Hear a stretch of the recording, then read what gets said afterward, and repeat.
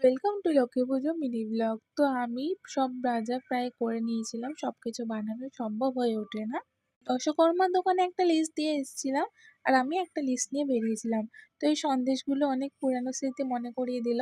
মিহিদানার সাথে বিক্রি করতে সেই সন্দেশগুলোই পেয়েছিলাম, নিয়ে নিয়েছি। আর এত ভিড়ের মধ্যে বাজারে ঝামেলা হবে না, এটা হতেই পারে না। অনেকবার অনেক জায়গায় ২-৩ বার ঝামেলা দেখে নিয়েছি সন্ধ্যাবেলা।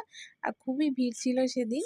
তো এতগুলো বাজার করেছি, একটা ব্যাগ নিয়ে যাইনি, আমার প্রচুর কষ্ট হয়েছিল। তো মায়ের জন্য সবকিছুই করা যায়।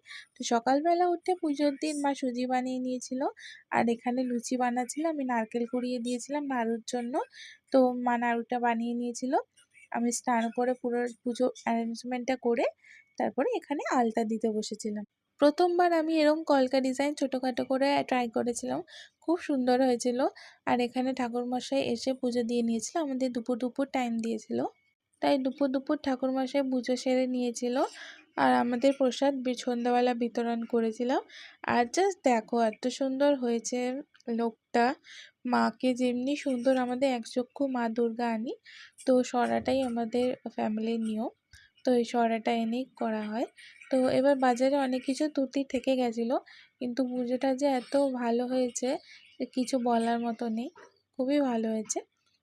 তোমাদের বাড়িতে সরা আনে নাকি লক্ষ্মী ঠাকুরের মূর্তি আনে নিশ্চয়ই কমেন্টে জানিও।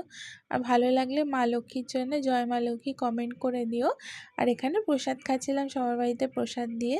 আর একটা সাবস্ক্রাইব আর লাইক নিশ্চয়ই করে যেও। আর আমি প্রসাদ খেয়ে শুয়ে পড়েছিলাম। ভালো লাগলে লাইক করো, টাটা।